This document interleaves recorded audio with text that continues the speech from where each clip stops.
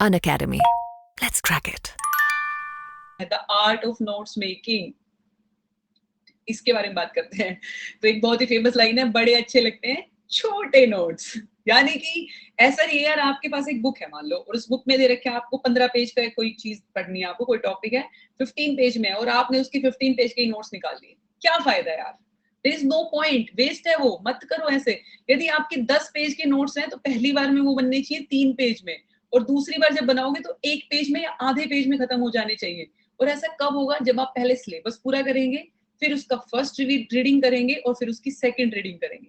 आपको नोट्स बनाने हैं सेकंड रीडिंग में। कौन सी रीडिंग में? सेकंड रीडिंग में बनाने हैं, पहली में नहीं बनाने हैं। सिलेबस पूरा करते टाइम नहीं बनाने हैं जस्ट बिकॉज कि किसी ने बोल दिया कि नोट्स बना लो, नोट्स बना लो। नहीं, पहले सिलेबस पूरा करो, उसके बाद रिवाइज करो, सेकंड रिवीजन में नोट्स बनाने हैं। किसमें? सेकंड रीडिंग में।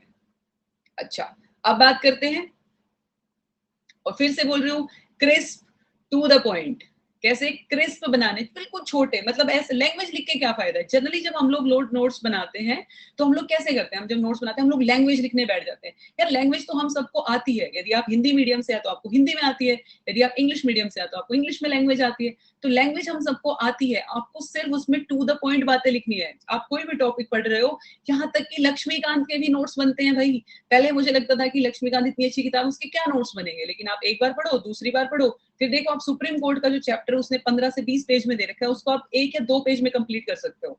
वो उसी हिसाब से होगा जब आप उसे पढ़ोगे, उसको रिवाइज करोगे। ठीक है? तो नोट्स बनाने हैं छोटे, टू द पॉइंट। और पहली बार में मैं वही बता रही हूँ, जब पहली बार में आप नोट्स बनाओगे तो 10 पेज के 3 पेज में बनेंगे, लेकिन दूसरी बार ऐसा टाइम आएगा जब सिर्फ 1 पेज में आपके नोट्स कंप्लीट हो जाएंगे, और उसको फिर रिवाइज करना बहुत ईजी हो जाएगा। ठीक है? और हाँ, एक और बात यार, कुछ लोग इस इंप्रेशन में होते हैं, जो इंग्लिश मीडियम वाले होते हैं वो इस इंप्रेशन में होते हैं कि यार हमने पढ़ाई इंग्लिश मीडियम में करी है तो नोट्स भी हाई फाई लैंग्वेज में बनाने हैं। नहीं, जो लैंग्वेज आपको समझ में आती है, जो ट्रिक्स आपको समझ में आती है, कोई निमोनिक्स बनाना है, कोई टेबल बनानी है, कोई चार्ट बनाना है, कुछ भी जो आपको सही लगे प्लीज वो बना के पढ़े। कोई लैंग्वेज जरूरी नहीं है, कोई आप अपनी देसी लैंग्वेज में बनाओ यार, जिस भाषा में आपको समझ में आता है। आपको बिहारी में समझ में आता है, हरियाणवी में समझ में आता है, इंग्लिश में समझ में आता है, जिस लैंग्वेज में समझ में आता है उसमें प्लीज शॉर्टकट यूज करें, ट्रिक्स यूज करें, निमोनिक्स यूज करें, टेबल चार्ट्स जैसे आपको लगे वैसे यूज करके शॉर्ट नोट्स बनाएं। ऐसे नहीं हाई फाई लैंग्वेज लिख रहे हैं, कोई वर्ड लिख रहे हैं जिसका मतलब ही नहीं पता, पहले किताब में समझ में नहीं आ रहा था, फिर उसका एक और वर्ड लिख दिया, फिर उसको गूगल करते बैठ रहे हैं। तो ऐसा ना करें। जिस लैंग्वेज में आपको समझ में आए उस लैंग्वेज में लिख के वो आपको किसी को नहीं दिखाने हैं, फाइनली पेपर में आपको उससे आंसर दे के आना है। ठीक है? और फिर जैसे मैंने बोला, कोई भी किताब ऐसी नहीं है दुनिया में जिसके शॉर्ट नोट्स पॉसिबल नहीं है, क्योंकि हर बुक में लैंग्वेज लिखी होती है। ठीक है? आपको लैंग्वेज को हटाना है, टू द पॉइंट बातें जो आपको याद नहीं रहती सिर्फ वो लिखनी है उसके अंदर।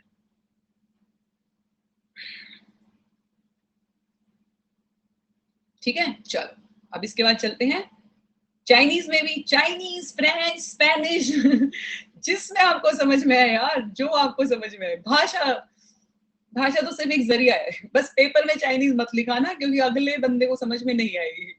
आप अपने नोट्स में जिसमें मन में आए उसमें करो। आपके नोट्स मिल सकते हैं क्या? क्यों क्यों दूं भाई मैं नोट्स? हैं? कोई ठेका ले रखा हमने नोट्स शेयर करने का? हाँ यार, एनसीईआरटी के नोट्स बना सकते हो सौरभ, मैं फिर से कह रही हूँ कि यदि आपका मन करे और बना लेने चाहिए। जैसे कि 11th और 12th की ज्योग्राफी की जो एनसीईआरटी है उसके आप खुद से चाहो तो खुद से बना लो, वरना मैं अभी बता रही हूँ बहुत लोगों ने बना के रखे होंगे, बहुत कोचिंग इंस्टीट्यूट्स ने ऑलरेडी उनके बहुत क्रिस्प नोट्स बना के रखे होंगे। तो आप एक बार वो नोट्स ले आओ, एक बार बुक से पढ़ो ताकि लैंग्वेज समझ में आ जाए, और फिर उसके बाद उन्हीं नोट्स से रिविजन करो। कुछ लोग होते हैं जिनको सिर्फ अपने पढ़े हुए नोट्स से ही समझ में आता है, तो हाँ उस केस में आप अपने खुद के नोट्स बना सकते हो। बट प्लीज ऐसी चीजों के नोट्स बनाओ जो हेल्प करे, जैसे कि ऑप्शनल है भाई, हेल्प करेगा, आपको पता है आपकी हेल्प होगी, तो ऐसी चीजों के नोट्स बनाओ जिसमें हेल्प हो। ठीक है? अब बात करते हैं रिवीजन के। कितनी बार रिवाइज करें? रिवीजन कितना भी पढ़ ले मैम, यूपीएससी में हमेशा कम रहता है, कितना ही कर ले। तो फिर बात करते हैं रिवीजन रिवीजन रिवीजन रिवीजन की। तो रिवीजन तो यार जितना करोगे उतना कम है, 100 बार करोगे तो भी कम है, 10 बार करोगे तो भी कम है, और रिवीजन ही सबसे इंपॉर्टेंट है, क्योंकि एक बार पढ़ के कुछ याद नहीं रहता, यहाँ तो 10-10 बार पढ़ के याद नहीं रहता। तो जितनी भी बार हो सके पॉसिबल रिवीजन करो। और रिवीजन कैसे होगा? पहली बार तुमने लक्ष्मीकांत की किताब उठाई, तुमने पढ़ी लेट्स से 10 दिन में, 10 डेज में पढ़ी, दूसरी बार तुमने उठाई, लेट्स से तुमने इस बार पढ़ ली 5 डेज में, कुछ तो कम होगा। थर्ड बार भी तुमने लक्ष्मीकांत की किताब उठाई और इस बार भी कम से कम 3 दिन लगेंगे। नेक्स्ट टाइम भी इतना लगेगा, क्योंकि बुक अपने आप में बहुत बल्की है और हर बार आप लैंग्वेज पढ़ेंगे तो टाइम लगेगा। पानी पी लो आप क्यों भाई, क्यों पी ले पानी? हम तो जूस पियेंगे यार, इतनी अच्छी क्लास लेने के बाद तो जूस बनता है, पियेंगे यार, पानी पियेंगे जब तक तुम्हारा पेपर क्लियर नहीं करा देंगे। हम अनशन पे हैं, न जल न अन्न, ठीक है। देखो अब 1 मिनट सीरियस बात बता रही हूँ।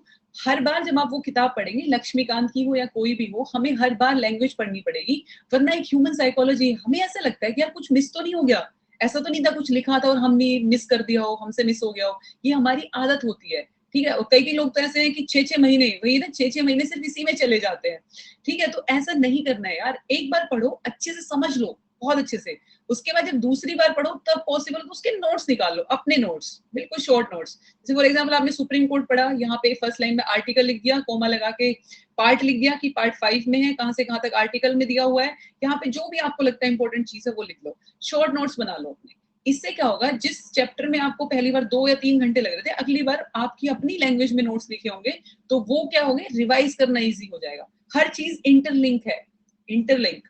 यदि आप शॉर्ट नोट्स बनाओगे तो रिवीजन इजी होगा, यदि रिवीजन इजी होगा तो एक पिक्टोग्राफिक मेमोरी बन जाएगी। याद है हम लोग क्या करते हैं, जैसे इसी में वो बात भी आएगी, हम लोगों में से जो लोग लाइब्रेरी में पढ़ते हैं या रूम में अपनी जगह पे एक जगह पे बैठ के पढ़ते हैं, हम लोग ना अपनी सीट चेंज करने से बहुत डरते हैं कि अरे यार सीट चेंज नहीं कर सकते, क्योंकि ना सीट चेंज करने से हम डिस्टर्ब हो जाते हैं। होता क्या है कि जब हम रिवाइज या किसी चीज को रिकॉल करते हैं ना, तो हमें याद आता है कि यार वहां उस दिन वहां बैठ के पढ़ा था और उस किताब के उस पेज पे वो लिखा हुआ था।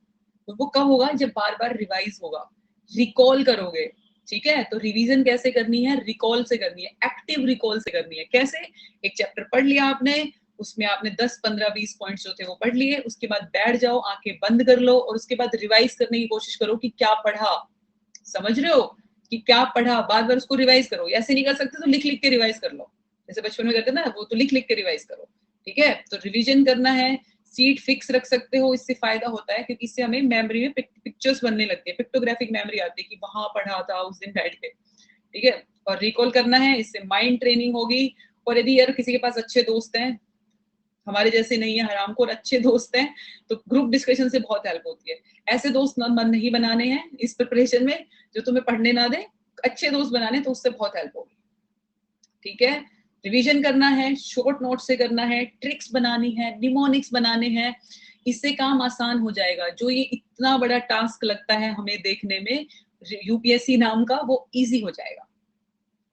जिनके दोस्त हैं वो लक्की हैं भाई, जिनके दोस्त हैं प्लीज उनके साथ ग्रुप डिस्कशन किया करो, पढ़ा करो।